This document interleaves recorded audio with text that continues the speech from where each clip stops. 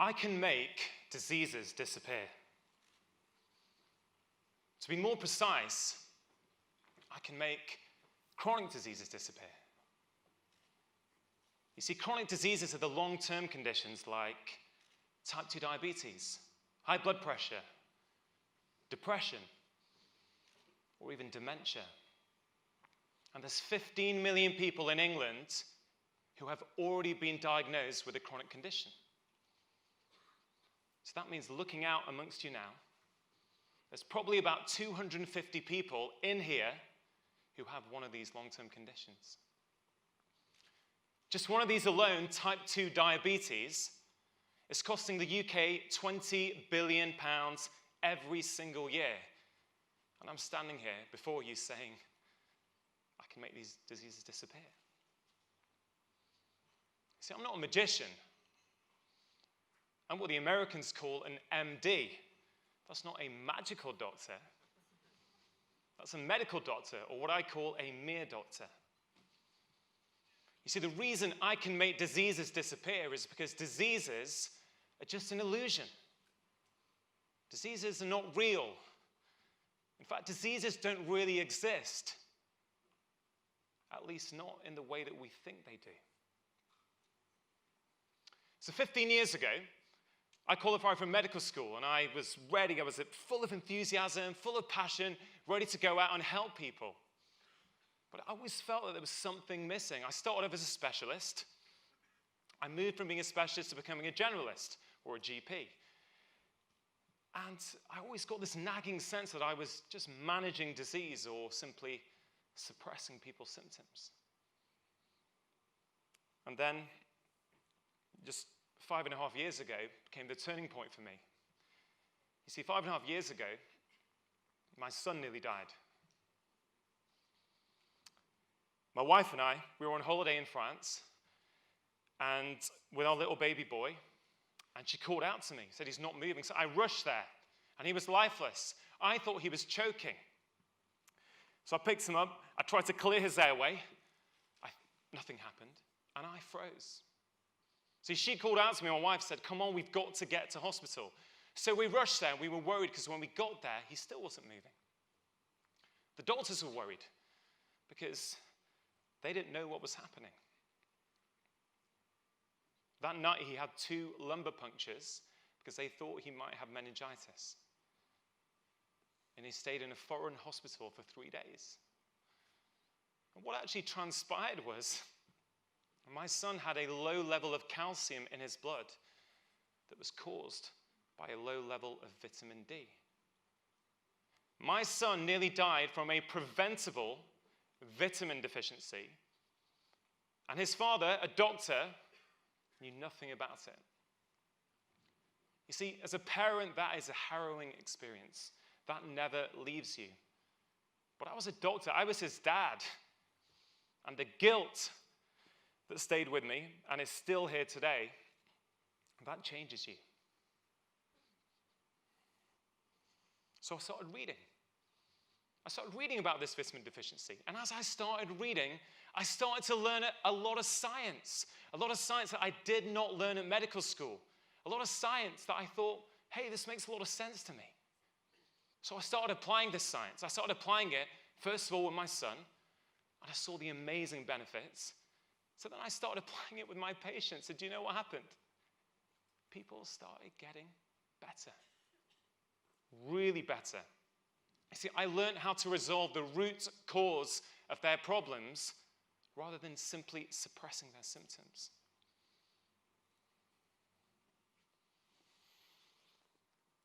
Just over a year ago, I had the opportunity to make a series of documentaries for BBC One where I got to showcase this style of medicine. I'm going to tell you about one of the patients, a 35-year-old Dottie.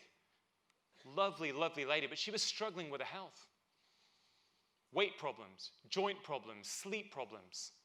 See, despite Dottie's best efforts, Dottie was unable to make any sustainable changes.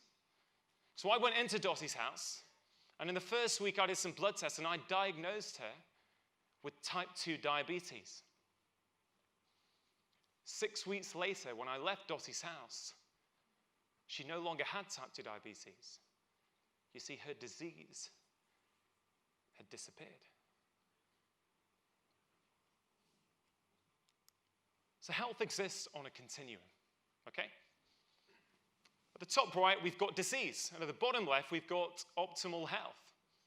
And we are always moving up and down that continuum. Take Christmas, New Year, for example, right? We drink too much, we eat too much, we stay up late. We probably start to move up that curve. But if we recalibrate in January and February, we start to move back down it again. We get involved in medicine and give you a diagnosis of a chronic disease here.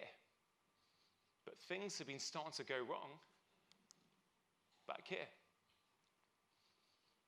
See, when I met Dottie, she was up here. She had a disease.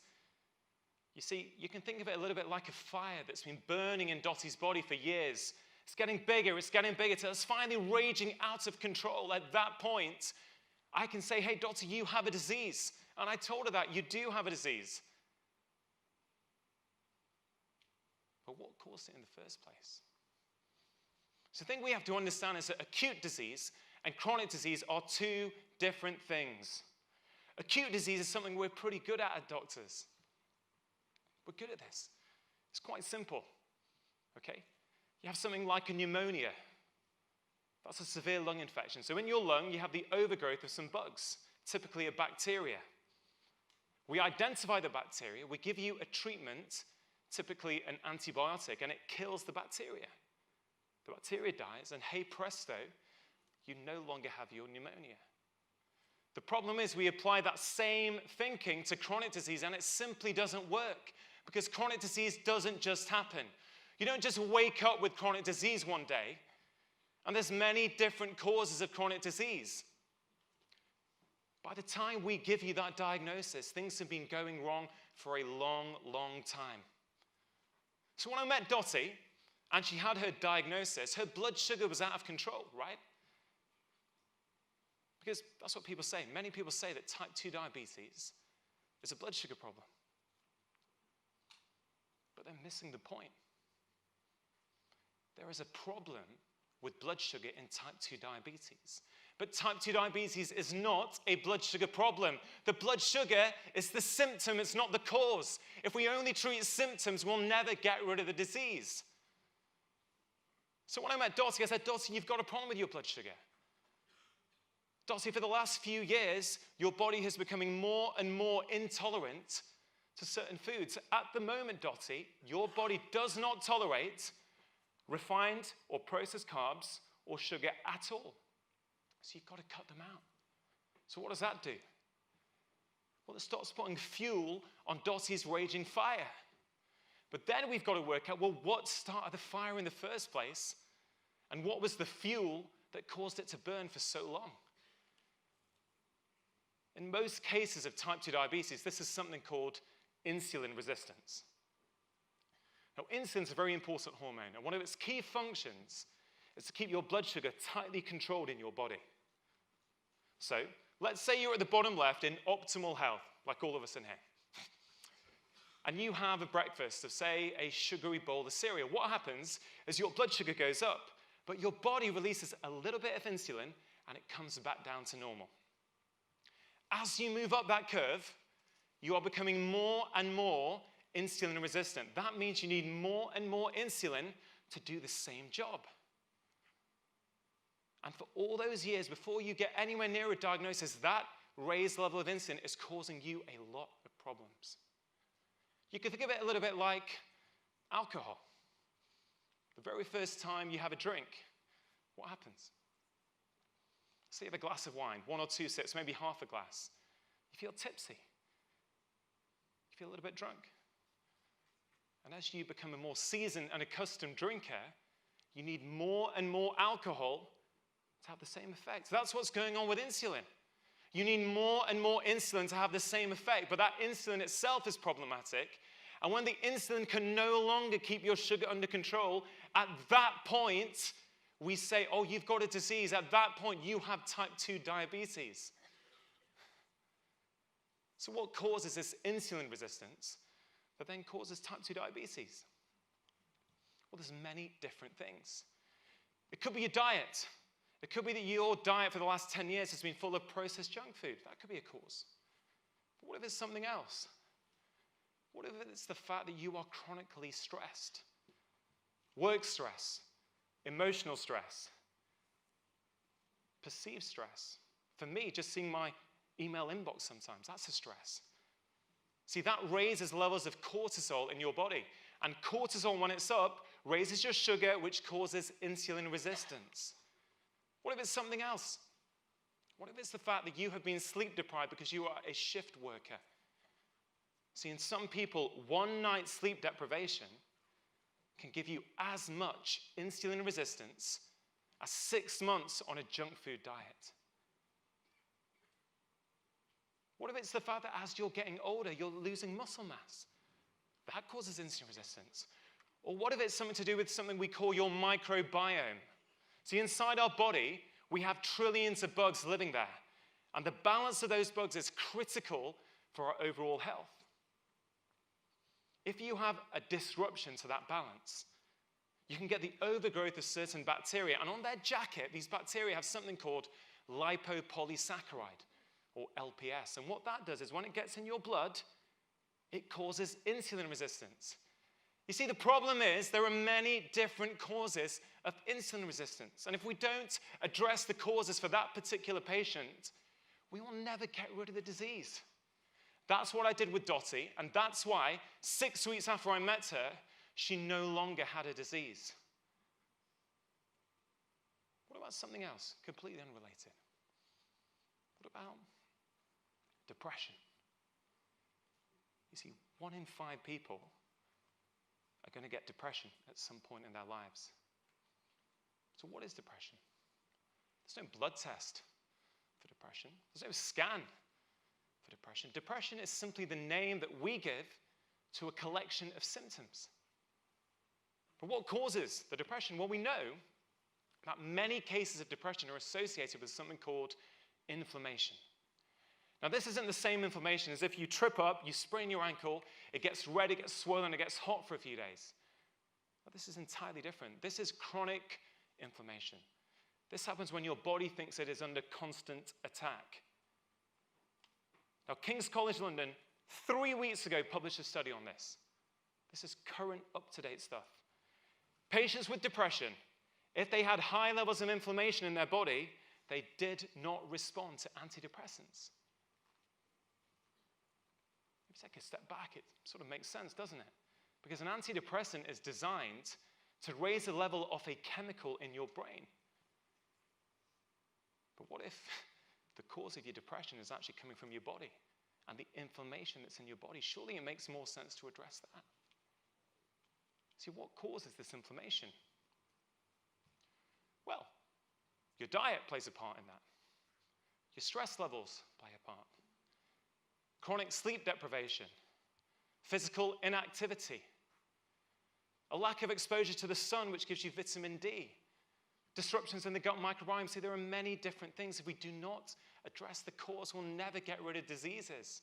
Diseases are the symptom. What about something else? What about Alzheimer's disease? See, we're all living longer, aren't we? But we're scared. We're scared that as we live longer and as we live older, we may have to live with the devastating consequences of things like Alzheimer's. I'm sure many of us in here have experienced that ourselves, with our family. It's a heart-wrenching condition. And we, the doctors, we're scrambling around, aren't we, trying to find the cure. Well, there's a professor in San Francisco, Professor Bredesen, who's actually demonstrating that you can cure dementia. He's showing that you can reverse cognitive decline in his patients with dementia. And how is he doing that? Well, one thing he's not doing is he's not saying, well, all these patients in my office have got dementia, Alzheimer's disease. What is the cure? No, he's going the other way. He's saying, with all these patients, let's say 10 patients in my office, he's trying to work out what have been the triggers for the last 20 years that have ended up with this patient expressing themselves as dementia. And he identifies them, and he corrects every single one of them. And when he does that, guess what's happening? They are reversing their symptoms. They are no longer being classified as having dementia. It's a brand new way of looking at disease. It's looking at what is causing this disease in this individual patient.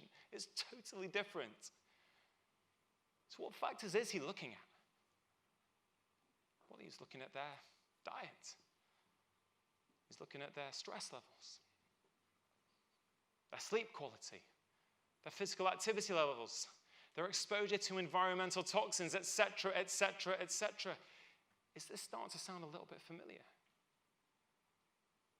See, what if all these seemingly separate diseases actually at their core share common root causes? See, we need to update our thinking. Our genetics are not our destiny. Our genes load the gun, but it's our environment that pulls the trigger. All these factors here, these are the factors that basically interact with your genes and determine how your genes are expressed. Whether you are in optimal health, whether you have a disease, or whether you are somewhere in between. Collectively, as a society, I genuinely believe we can do better, and we have to do better. Type 2 diabetes alone is costing us £20 billion a year. Just a 1% saving there would be £200 million. And I think we can do way better than 1%. In the United States today, the new generation of kids that are born have a lower life expectancy than the generation before them. Is this evolution, or is this devolution? You see, we need to evolve the way that we practice medicine. We need the medicine of etiology, not symptomatology. The medicine that asks why, not only tells you what. This is personalized medicine. This is precision medicine. This is progressive medicine. And actually, if you take a step back, this is preventative medicine in its purest form. We have got to stop applying 20th century thinking to 21st century problems. We need to take back control, empower ourselves, and re-educate ourselves away from our fear of disease and right back down the curve to optimal health.